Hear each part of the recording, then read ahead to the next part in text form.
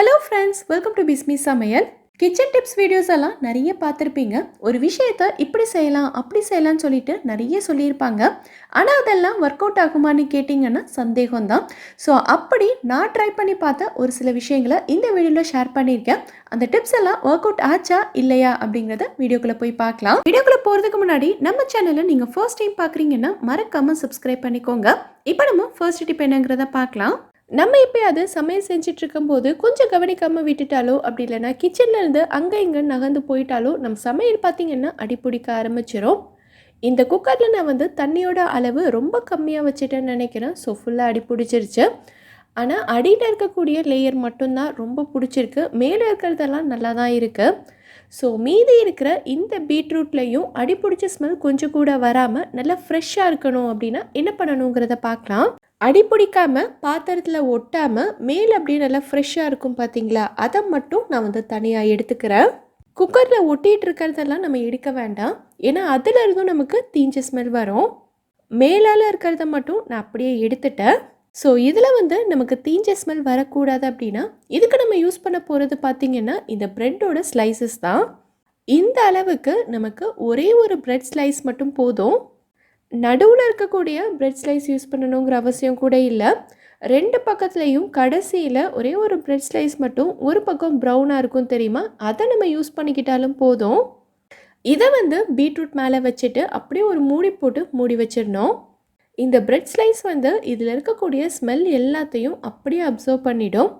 ஒரு அரை மணி நேரத்துக்கு அப்புறமா நீங்கள் திறந்து பார்த்தீங்கன்னா சுத்தமாக அதிலேருந்து தீஞ்ச வாடை எதுவுமே வராது. நம்ம ஃப்ரெஷ்ஷாக சமைச்சா எப்படி இருக்குமோ அதே மாதிரி தான் இருக்கும். சாதம், பொரியல், பருப்பு இந்த மாதிரி எது அடி பிடிச்சாலும் இனி வேஸ்ட்டாக கீழே தூக்கி கொட்டிடாமல் இந்த மாதிரி ட்ரை பண்ணி பாருங்கள். இது உங்களுக்கு யூஸ்ஃபுல்லாக இருந்ததுன்னா வீடியோக்கு ஒரு லைக் கொடுங்க. இப்போ நம்ம அடுத்த டிப் என்னங்கிறத பார்க்கலாம். அடுத்ததாக இந்த அடி பிடிச்ச குக்கரை கொஞ்சம் கூட சிரமப்படாமல் எப்படி க்ளீன் பண்ணுறதுன்னு தான் பார்க்க போகிறோம். ரொம்ப சிரமப்படலாம் வேண்டாம்.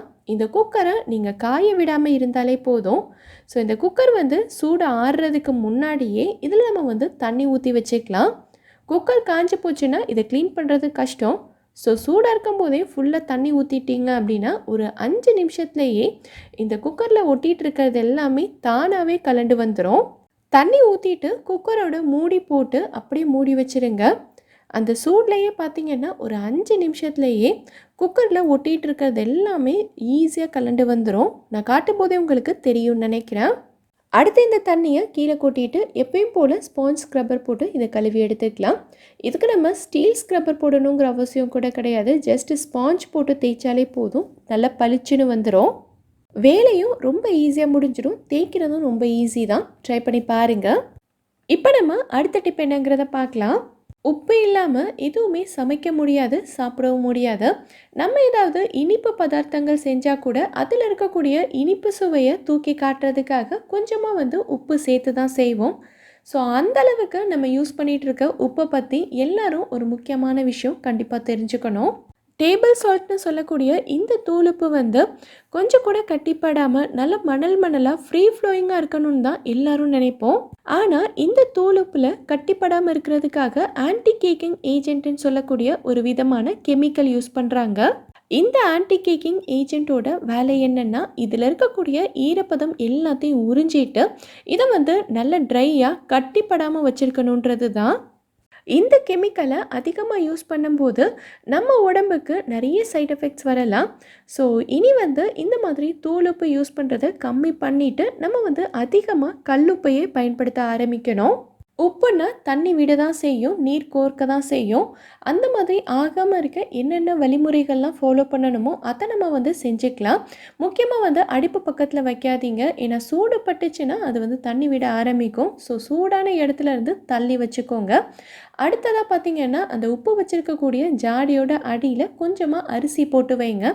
அரிசி அதில் இருக்கக்கூடிய ஈரப்பதம் எல்லாத்தையுமே உறிஞ்சிரும். முக்கியமாக மர ஸ்பூன் யூஸ் பண்ணுங்கள். அதுவுமே அதில் இருக்கக்கூடிய ஈரப்பதத்தை உறிஞ்சிரும். இனி தூளுப்பு யூஸ் பண்ணுறதை கம்மி பண்ணிவிட்டு அதிகமாக கல்லுப்பையை பயன்படுத்திக்கோங்க. இந்த டிப் உங்களுக்கு யூஸ்ஃபுல்லாக இருந்ததுன்னா கண்டிப்பாக எனக்கு கமெண்ட்டில் சொல்லுங்கள். இப்போ நம்ம அடுத்த டிப் என்னங்கிறத பார்க்கலாம். நான் ரீசெண்டாக ஒரு வீடியோவில் பார்த்துருந்தேன். மாம்பழம் இந்த அளவுக்கு நல்ல பச்சை காயாக இருக்குது, சீக்கிரமாக பழுக்க வைக்கணும் அப்படின்னா, அதுவும் 2 மணி நேரத்தில் பழுக்க வைக்கணும் அப்படின்னா நல்ல ஒரு ஏர்டைட்டான டப்பாவில் போட்டுட்டு கூடவே 2 தக்காளியையும் போட்டு வச்சிங்கன்னா சூப்பராக பழுத்து வந்துடும் சொல்லியிருந்தாங்க. சரி, அதை நாமளும் ட்ரை பண்ணி பார்க்கலாமே, ஒர்க் அவுட் ஆச்சுன்னா வீடியோவில் சொல்லலாம்னு நினச்சிருந்தேன். என்கிட்ட 4 பழம் இருக்குது. எல்லாமே கொஞ்சம் கூட பழுக்காத பச்சை காய் தான். இதிலிருந்து ஒன்று மட்டும் நம்ம ட்ரை பண்ணி பார்க்கலாம். கூடவே 2 பழுத்த தக்காளியும் எடுத்திருக்கேன். இந்த டப்பாவில் ஒரே ஒரு பழத்தை போட்டுட்டு கூடவே 2 தக்காளியையும் போட்டுட்டு நல்லா டைட்டாக க்ளோஸ் பண்ணி வச்சிடலாம். இந்த டப்பாவை நான் டிஸ்டர்ப் பண்ணாமல் அப்படியே வச்சுட்டேன். இதை நான் 2 மணி நேரத்துக்கு அப்புறமா செக் பண்ணேன். அதுக்கப்புறம் நைட்டு பார்த்தேன். இப்போ 2 நாள் ஆயிடுச்சு. 2 நாளைக்கு அப்புறமா எடுத்து காட்டுறேன் பாருங்கள். மாம்பழம் கொஞ்சம் கூட பழுக்கவே இல்லை. ஆனால் தக்காளி கெட்டு போக ஆரம்பிச்சிருச்சு.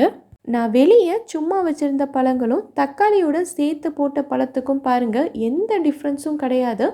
ரெண்டுமே ஒரே மாதிரி தான் இருக்குது. ஸோ அந்த டிப் சுத்தமாக ஒர்க் அவுட் ஆகலை. மாம்பழம் உங்களுக்கு சீக்கிரமாக பழுக்கணும் அப்படின்னா ஒன்று அரிசி வச்சுருக்க அந்த டப்பாக்குள்ளே நம்ம போட்டு வைக்கலாம். அப்படி இல்லைன்னா சும்மா வெளியில் வச்சாலே ஒரு 3 அப்படி இல்லைன்னா 4 நாளைக்குள்ளே பழுத்துரும்.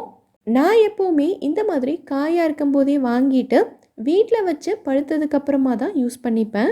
உங்களுக்கு கல் வச்சு பழுக்க வைக்கக்கூடாது அப்படின்னா இந்த டிப்பை ஃபாலோ பண்ணிக்கோங்க. இப்போ நம்ம அடுத்த டிப் என்னங்கிறத பார்க்கலாம்.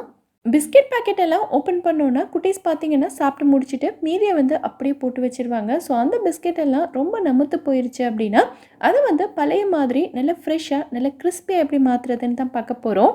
இந்த பிஸ்கெட்டை பார்க்கும்போதே உங்களுக்கு தெரிஞ்சிருக்கும். நான் உடைக்கும் போது எவ்வளோ சாஃப்டாக வருது பாருங்கள்.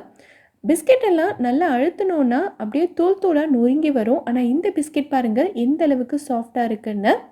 ஸோ இதை நம்ம மறுபடியும் பழைய மாதிரி நல்லா ஃப்ரெஷ்ஷாக மொறுமொறுன்னு இருக்கிற மாதிரி மாற்ற போகிறோம். இதுக்கு நம்ம யூஸ் பண்ண போகிறது தோசை தவா தான். நம்ம தோசை சப்பாத்தி எல்லாம் சுட்டு முடிச்சதுக்கப்புறமா தவா நல்லா சூடாக இருக்கும் தெரியுமா? ஸோ அந்த டைமில் நம்ம இதை யூஸ் பண்ணிக்கலாம். இது மேலே நம்ம அப்படியே பிஸ்கெட்டை வச்சுட்டோன்னா பிஸ்கெட்டோட அடியில் இருக்கக்கூடிய லேயர் ரொம்ப ப்ரௌனிஷ் ஆன மாதிரி கலர் மாறி போயிடும். ஸோ இதுக்கு நான் ஆடி எக்கோபே கூட குக்கிங் அண்ட் பேக்கிங் பேப்பர் தான் யூஸ் பண்ணியிருக்கேன். இதை தோசைக்கல் மேலே வச்சுட்டு பிஸ்கெட் எல்லாத்தையும் ஒன்று ஒன்றா இது மேலே பரத்தி வச்சிடலாம். இந்த மாதிரி பேக்கிங் பேப்பர் உங்ககிட்ட இல்லைன்னா நீங்கள் அப்படியே கூட தோசைக்கல் மேலே வச்சுக்கலாம். இதுக்கு நம்ம தனியாக அடுப்பை ஆன் பண்ணி கேஸை வேஸ்ட் பண்ணணுங்கிற அவசியம் கிடையாது. தோசையில் சப்பாத்தி சுடும்போது அந்த டைமை நீங்கள் யூஸ் பண்ணிக்கலாம். இந்த தோசைக்கல்லோட சூடு ஆறுற வரைக்கும் இது அப்படியே இருக்கட்டும். சூடு படும்போது பார்த்தீங்கன்னா நமத்து போயிருக்கிற பிஸ்கெட் மறுபடியும் நல்ல கிறிஸ்பியாக மாறும். இப்போ ஒரு 6லேருந்து 7 நிமிஷம் ஆயிருக்கும். பிஸ்கெட் தொடும்போதே பார்த்தீங்கன்னா லைட்டாக சூடாக தான் இருக்குது. நான் எடுத்து காட்டுறேன் பாருங்கள். முன்னாடி இருந்ததுக்கும் இப்போ இருக்கிறதுக்கும் உங்களுக்கு நல்லாவே டிஃப்ரென்ஸ் தெரியும்னு நினைக்கிறேன். இந்த பிஸ்கெட்டில் இருக்கக்கூடிய சூடு ஆறுனதுக்கு அப்புறமா நமக்கு இன்னுமே நல்ல கிறிஸ்பியாக இருக்கும். ஸோ பிஸ்கெட் நமத்து போயிருச்சுன்னா இனி வேஸ்ட்டாக கீழே தூக்கி போடாமல் இந்த மாதிரி செஞ்சு நம்ம சாப்பிட்டுக்கலாம். ட்ரை பண்ணி பாருங்கள், கண்டிப்பாக ஒர்க் அவுட் ஆகும். இந்த வீடியோவில் நான் சொல்லியிருக்க விஷயங்கள் எல்லாமே உங்களுக்கு யூஸ்ஃபுல்லாக இருந்திருக்கும்னு நினைக்கிறேன். யூஸ்ஃபுல்லாக இருந்ததாங்கிறத எனக்கு கமெண்ட்டில் சொல்லுங்கள். இந்த வீடியோ பிடிச்சிருந்தா லைக் பண்ணுங்கள். உங்கள் ஃப்ரெண்ட்ஸ் உங்கள் ஃபேமிலி மெம்பர்ஸ்க்கு இந்த வீடியோ யூஸ்ஃபுல்லாக இருக்கும்னு நினச்சிங்கன்னா கண்டிப்பாக ஷேர் பண்ணுங்கள். மறக்காமல் நம்ம பிஸ்மி சமையலுக்கு சப்ஸ்கிரைப் பண்ணிவிட்டு பக்கத்தில் இருக்கக்கூடிய பெல் ஐகானில் ஆப்ஷன் ஆலும் கிளிக் பண்ணுங்கள். தேங்க்யூ.